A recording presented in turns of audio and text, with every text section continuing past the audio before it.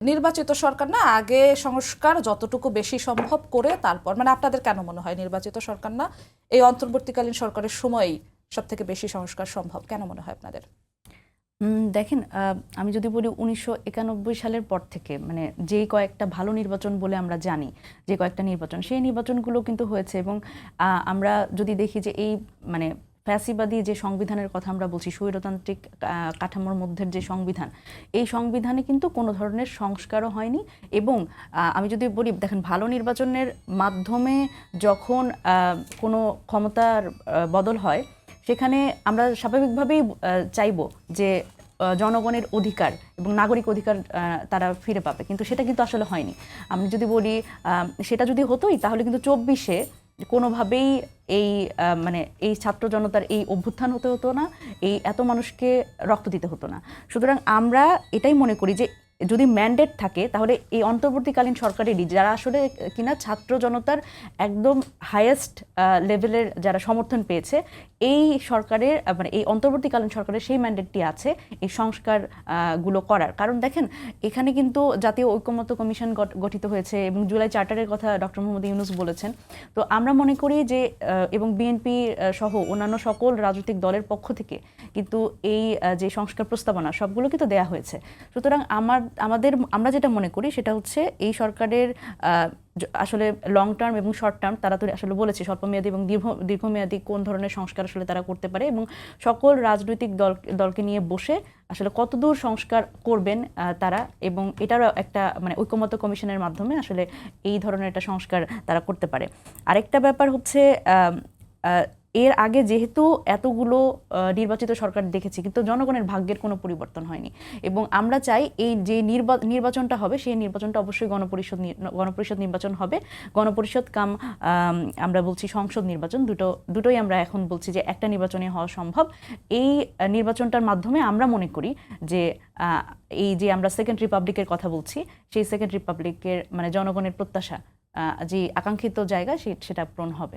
জি, আমি একটু আপনার কথার এই জায়গাটায় সেকেন্ড রিপাবলিক এবং গণপরিষদ নির্বাচনে আসবো, কিন্তু তার আগে আপনারা বিচার চান, আগে সংস্কার চান। বিচারের কথা কিছুক্ষণ আগে বললেন যে আপনারা দেখছেন না যতটা দরকার ছিল এই 6-7 মাসে ততটা হয়েছে, এবং সংস্কারের ক্ষেত্রে আপনি বললেন যে অন্তর্বর্তীকালীন সরকারের সহজ সংস্কার করাটা, তো সেক্ষেত্রে সংস্কারের কতটা অগ্রগতি দেখতে পাচ্ছেন? আমরা যেই সংস্কারের অগ্রগতি বলতে, যেহেতু সংস্কার কমিশনগুলো গঠিত হয়েছে এবং সেই সংস্কার কমিশনগুলো তাদের রিপোর্টও দাখিল করেছে, এবং আমরা যেটা বললাম যে ঐকমত্য কমিশন গঠিত হয়েছে, এবং আমার মনে হয় যে এখন ডক্টর মোহাম্মদ ইউনূস আছেন, ওনাকে যদি সহযোগিতা করা হয় আসলে সকল রাজনৈতিক পক্ষ থেকে জুলাই চার্টারের মাধ্যমে, এবং এটা কিন্তু খুবই চমৎকার একটি বিষয় কিন্তু উনি সামনে এনেছেন।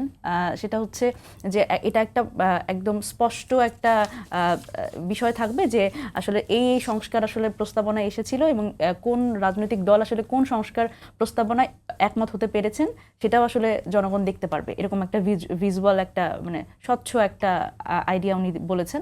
তো সেটা যদি হয় সেটা খুবই সুন্দর হবে, কারণ জনগণেরও তো আসলে একটা মার্কিং, মানে দেখেন আমরা বারবার করে বলছি যে জনগণ সকল ক্ষমতার উৎস, এটা কিন্তু আমরা বহু বছরের পর বছর শুধু শুনেই গেছি। আসলে জনগণেরও বোঝা দরকার যে কোন রাজনৈতিক দলগুলো আসলে সংস্কার চাচ্ছে এবং একটা গুণগত পরিবর্তন চাচ্ছে এই রাষ্ট্রের। এটা আমার মনে হয় জনগণের পক্ষ থেকেও তাদের বোঝা দরকার যে কারা আসলে কি ধরনের সংস্কার চাচ্ছে এবং কারা চাচ্ছে না, এটাও বোঝা দরকার। এটার উপরেও তো আসলে অনেক ধরনের মূল্যায়ন নির্ভর করবে। জুলাই চার্টার এবং জুলাই ডিক্লারেশন ঘোষণাপত্র, জুলাই ঘোষণাপত্র নিয়ে গত বছর 31 ডিসেম্বর আপনারা ঘোষণা করতে চেয়েছিলেন, তারপরে সরকারের তরফ থেকে বলা হয়েছিল তারপরে 15 জানুয়ারির মধ্যে যেন সরকার ঘোষণাপত্র প্রকাশ করে, সেই জোরালো দাবিটিও উঠেছিল। তারপরে কি একটু ঝিমিয়ে গেল বিষয়টা, মানে তারপর থেকে আপনাদের মধ্যে কিংবা কারো মধ্যে আসলে ঘোষণাপত্র নিয়ে কি ওইরকম আওয়াজ তোলা হয়েছিল? জি, দেখেন, আমরা এই জুলাই প্রোক্লেমেশন, যেটা জুলাই ঘোষণাপত্র বলছি, সেই বিষয়ে কিন্তু আমরা জোরালো দাবি তুলে এবং আমরা মাঠ পর্যায়ে একটা বড় ধরনের কর্মসূচিও করেছি 31 ডিসেম্বর। কিন্তু সরকারের পক্ষ থেকে বলা হলো যে আসলে সকল রাজনৈতিক দল আসলে এই বিষয়ে ঐক্যমত্য হতে পারেনি। তো সেই জায়গাতে বড় দল হিসেবে বিএনপির কথা বলা হয়েছে, এবং বিএনপি পক্ষ থেকে তখন এরকম একটা কথা বলেছিল যে জুলাই প্রোক্লেমেশনের আসলে কি দরকার এটাই ওনারা বুঝতে পারেন না।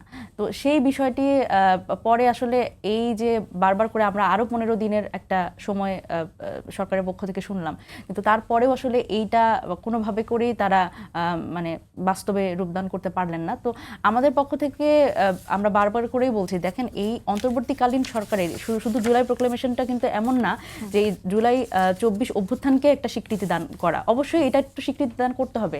কারণ দেখেন 24 সালে যে অভ্যুত্থানটি হয়েছে এবং এতগুলো মানুষের প্রাণ গেছে, এতগুলো মানুষ শহীদ হয়েছে, সেই অভ্যুত্থানটাকে আপনি যদি স্বীকৃতি না দেন তাহলে তো আসলে এটাই হারিয়ে যাবে এবং আমরা বিভিন্ন সময় ইতিহাস বিকৃত হতে দেখেছি।